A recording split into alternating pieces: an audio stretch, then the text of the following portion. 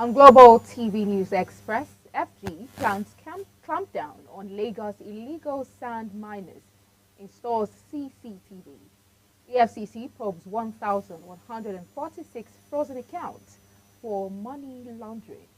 Petrol hits 800 naira as 240 million litre vessels arrive. On the foreign scene, Interpol says Binance executive will be extradited to Nigeria for prosecution. And in sport, Super Falcons goalie Nadozie wins Best Goalkeeper Award in France.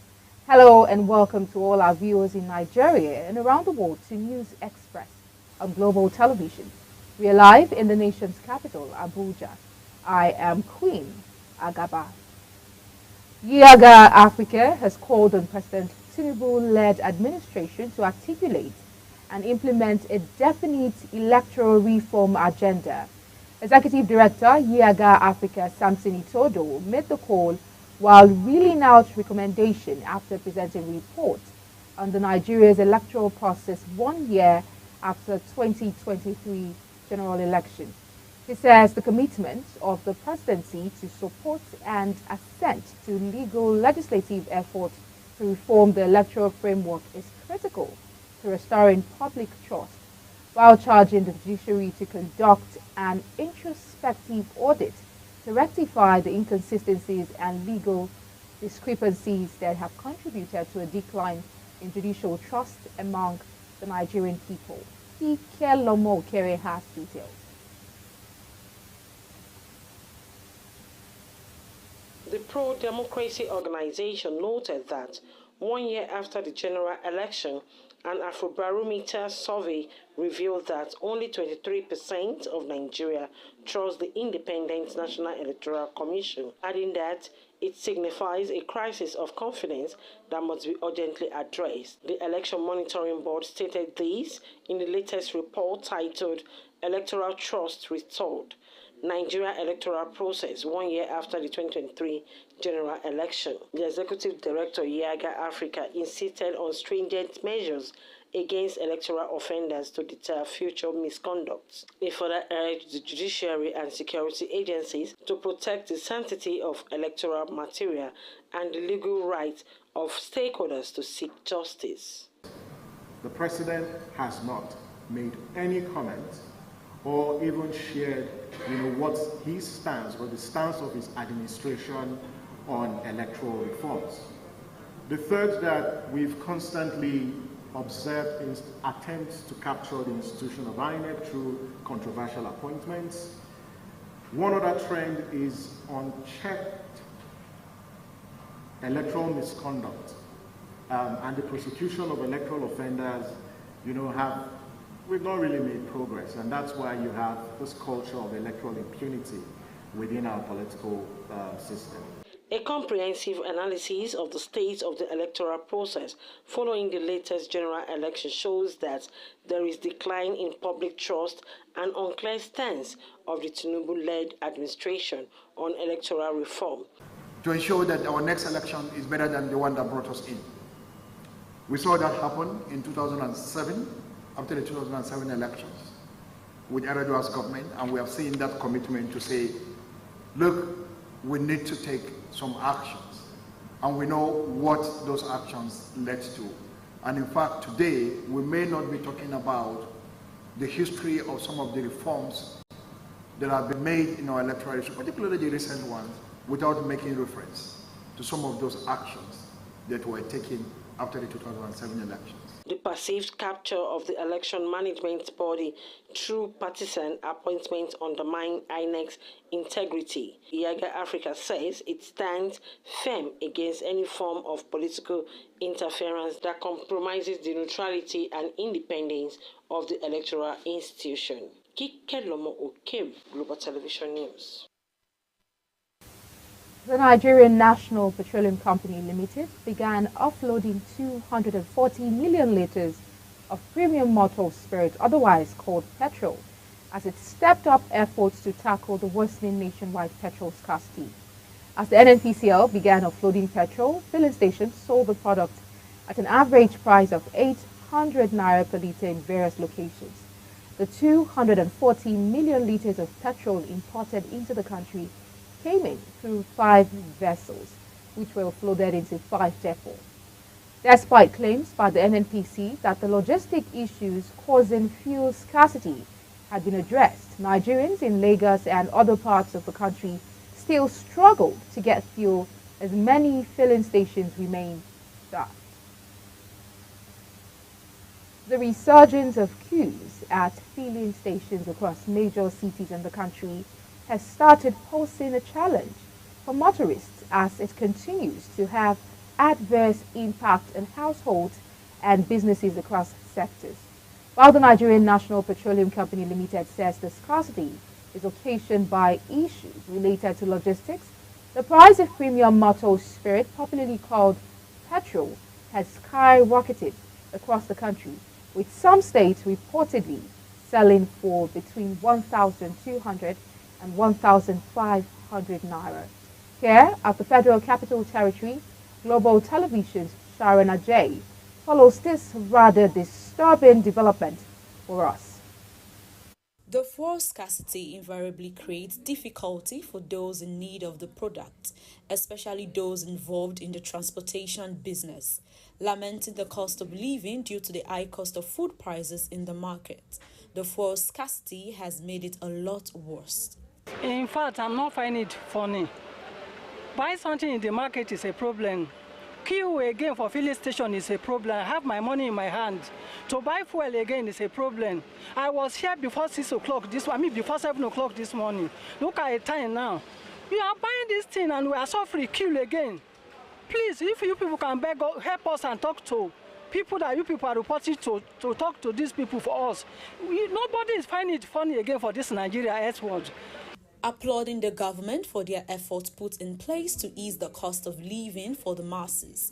More measures should be put in place to curtail the fuel scarcity. How can a country that produces crude oil be suffering this type of thing to get better? It's very, very unfair. I'm not in support of that. The government should do something. Though they are trying their best, but they should try more to make sure that the masses are happy. People are not happy. For over 2 weeks, queue here and there. I struggled for more than 2 hours before I could get inside here, which is not fair. Over the years, the fuel scarcity has been occasionally, judging by the current worsened state of the scarcity of the regular queues. It's definitely uncertain when the scarcity would come to an end. It's something that we have been battling with for the past many years, so it's not new to me. Judging by the queue at Central Area NNPC, we see that the fuel scarcity still lingers, regardless of the claims made by the Nigerian National Petroleum Company Limited, NNPCL, in regards to the logistic issue that has caused the fuel scarcity to linger. We see that Nigeria still struggles to get fuel. Sharon Ajay reporting for Global TV News. The senator representing Kwara North Senatorial District in the National Assembly, Sadiq Umar, has described the current fuel scarcity in the country as worrisome. Umar said the scarcity has made it imperative for the Senate to review the fuel policy and come up with legislative intervention in its Tuesday sitting with a bid to nip the situation in the bud. He therefore called on Nigerians to be patient with the government, saying that frantic efforts are ongoing by the President Bola Tinubu-led administration to make life more bearable for Nigerians. On the hike in the electricity tariff, Umar hinted that the Senate will organize a public hearing on the matter to either reverse the policy or break it into phases. The National Association of Nigerian Students has threatened to embark on mass action if the federal government fails to take immediate steps to address the current fuel scarcity in the country. The students' body also asked the group managing director of the Nigerian National Petroleum Company Limited, Mele Kyari, to resign if he could not take decisive actions to resolve the fuel crisis.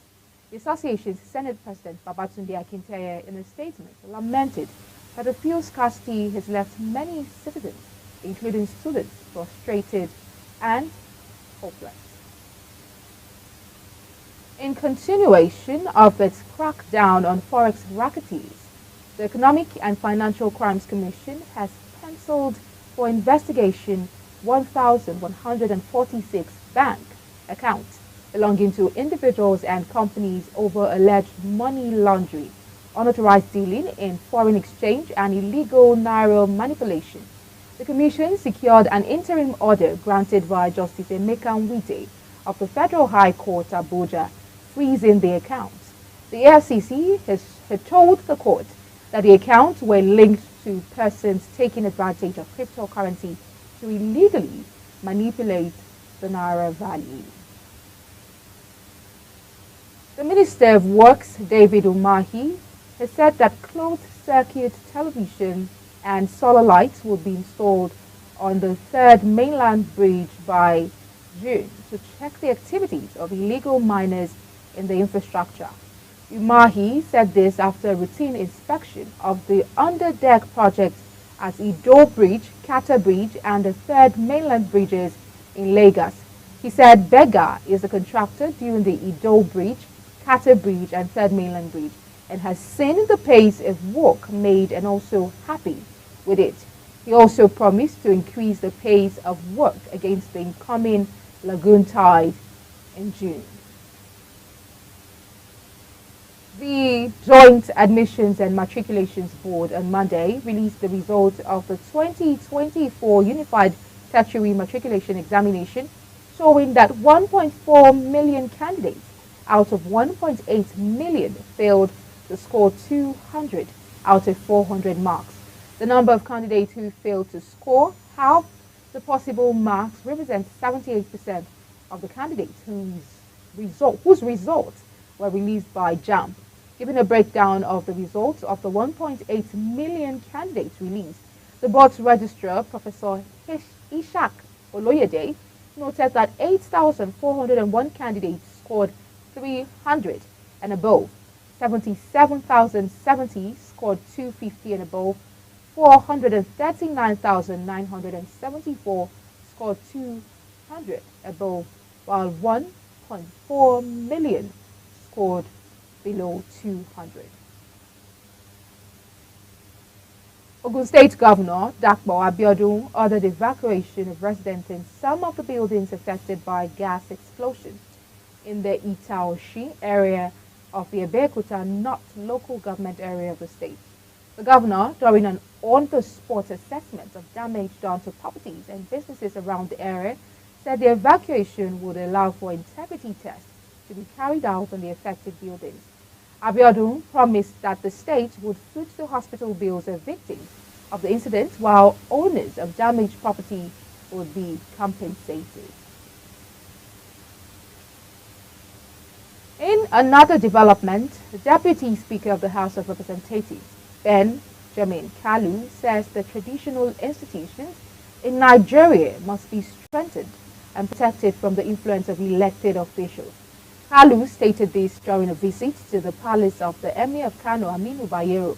The Deputy Speaker, in a statement by his spokesperson, Levinus Wabuigio, said he planned to engage with the traditional rulers in the ongoing constitutional amendment process and to incorporate the traditional institutions into the document.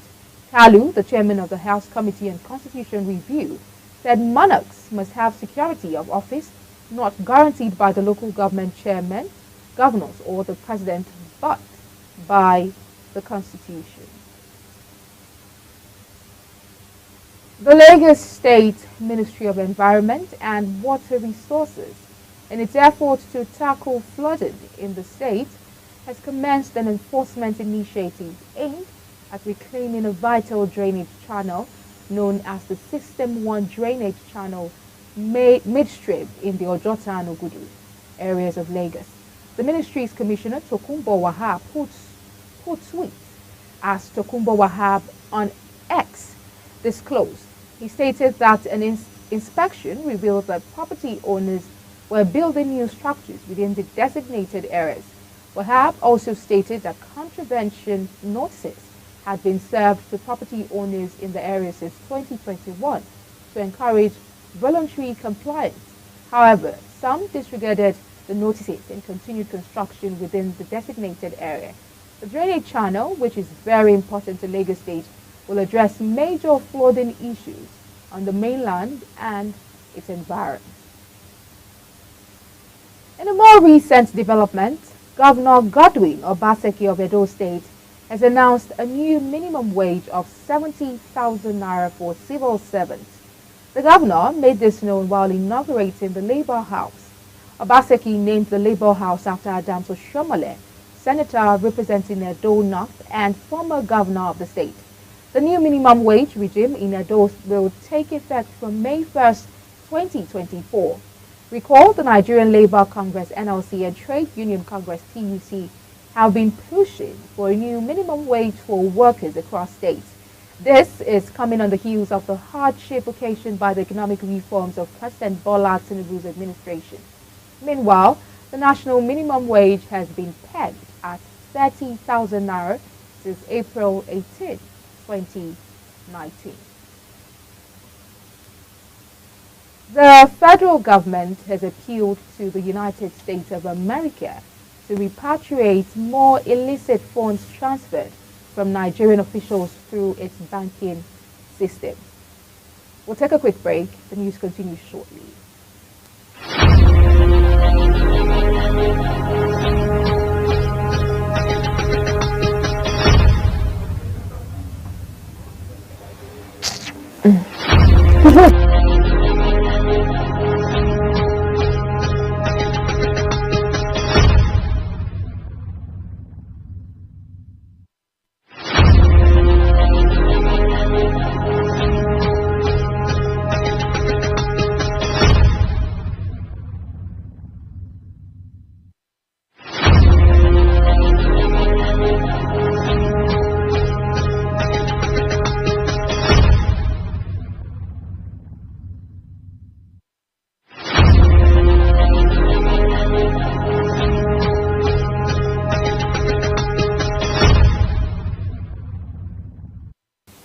Many thanks for staying with us. Now, if you've just joined us, this is Global Television, bringing you live broadcasts of the news cycle. On the foreign scene, the first proceedings in a sprawling multi-part trial against members of an alleged far-right plot to attack the German parliament and overthrow the government began in Stuttgart. 9 members of the group, led by the minor aristocrat and businessman Prince Heinrich the Fourth, Bruce, will take the stand in the southern city. They included, among others, a special forces soldier, a former far-right MP, an astrologer, and a well-known chef. Prosecutors accused them of preparing a treasonous undertaking to topple the German government. The affair is the most high-profile recent case of far-right violence, which officials say has grown to become the biggest extremist threat in Germany. Kenya has postponed the reopening of schools for the second term session by 1 week due to flooding that has killed over 70 citizens. The resumption, which was supposed to commence today, has been delayed till May 6th. This was contained in a statement by the EJH Cabinet Secretary, Ministry of Education, Dr. Ezekiel Machogu. The ministry, however, assured that measures to mitigate the adverse effects of the rains will be put in place. In the world of business, the Minister of Power, Adebayo Adelabu, has called on Band A customers to cease payment of new electricity tariff if they do not enjoy supply up to 20 hours daily. The minister also disclosed that the federal government would pay the sum of 2.9 trillion naira to subsidize electricity this year if the tariff was not reviewed. The minister stated this while appearing before the Senate Committee on Power on a one-day investigative hearing on the need to halt the proposed increase in electricity tariff by 11 successor electricity distribution companies amid the biting economic situation in Nigeria. According to him, the government had introduced a new policy to save the drowning sector, assuring Nigerians that the pains were temporary as the government was concerned and had introduced the new policy to rescue the sector.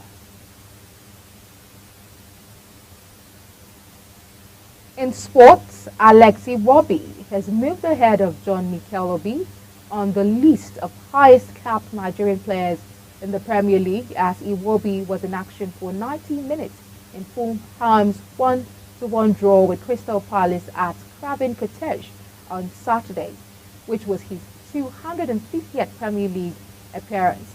The 27-year-old was previously tied on 249 appearances with former Chelsea midfielder Alex Iwobi. Alex Iwobi will now set his sights on absorbing Yakubu Ayegbeni in third position. Rivers United have revealed plans to prosecute their 5 outstanding Nigeria Premier Football League fixtures and assume a vantage position in the standings for a continental ticket by season's end. Their head coach, Stanley Eguma, agrees their work is cut out, but believes the team will claim pride of place on the log, with the main focus on the team and the Rivers State government. To achieve the targets, the veteran NPFL tactician stressed the need to rotate the sport by introducing fresh legs to provide pace and strength, with a majority of the players seemingly bagged out. The Nigerian international goalkeeper Chiamaka Nnadozie has etched her name in the history books by becoming the first African and Nigerian player to be crowned the best goalkeeper in the French D1 Akema Women's League. The 23-year-old shot-stopper's remarkable achievements this season, including her penalty-saving heroics, cemented her status as one of the best goalkeepers in the world. Nnadozie beat out stiff competition from Olympic Lyon's Christian Endler and Katarzyna Kiedzinek of Paris SG to claim the coveted individual accolade. Nnadozie's penalty-saving prowess was unmatched this season, with the Nigerian international saving an impressive 7 penalties, the highest tally in Europe. And as we end the News Express, let's take a look at our top stories. Federal government planned clampdown on Lagos illegal sand miners instals CCTV. EFCC probed 1,146 frozen accounts for money laundering. Petrol have hit 800 naira as 240 million litre vessels arrived. On the foreign scene, Interpol say Binance executive to be extradited to Nigeria for prosecution. And in the world of sports, Super Falcons goalie Nnadozie have won Best Goalkeeper Award in France. That's it on the News Express, and it came to you live from Nigeria's capital, Abuja. We're on StarTimes channel 276.